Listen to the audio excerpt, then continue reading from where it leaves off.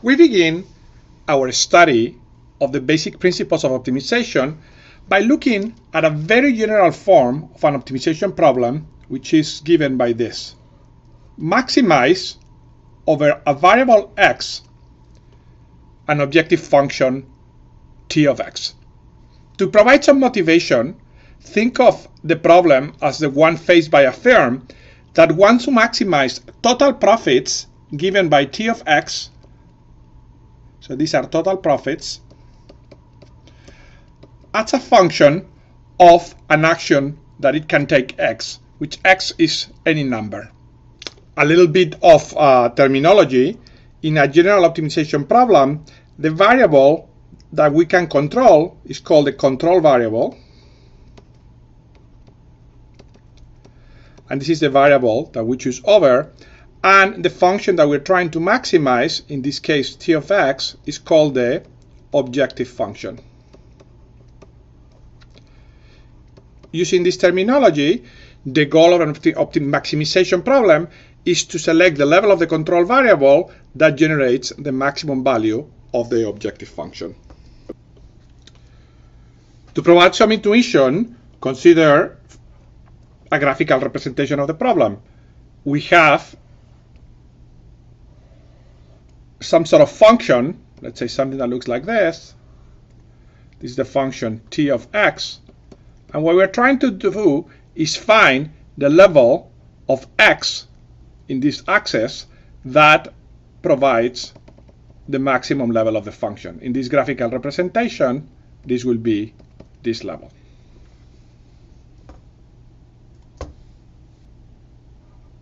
Fortunately, there is a recipe that you learn in calculus that allow us to take the function t, apply some derivatives, and find the general value of x star that maximizes the function. And the recipe is given by what are known as the first order or necessary conditions and second order or sufficient conditions. The first order conditions state that any point that is a local maximum must satisfy the condition that its derivative is equal to 0. However, as you probably remember for calculus, necessary conditions are not sufficient. Some points may satisfy them and still not be maximum. And we will see an example of this in a second. However, if a point also satisfies what are called second order or sufficient conditions, which in this case is given by its second derivative is less than 0, then such a point is a local maximum.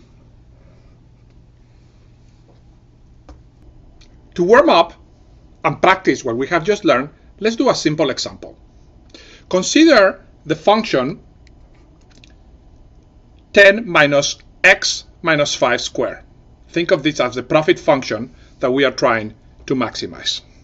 In order to find the maximum, we need to first apply the first order conditions, which we say that the derivative of the objective function, which in this case is minus 2 times x minus 5, has to be equal to 0. And doing a little bit of algebra, this implies that x at the optimum has to be equal to 5. Now, we know that these conditions are necessary but not sufficient. So let's check the second order conditions, which are the sufficient ones.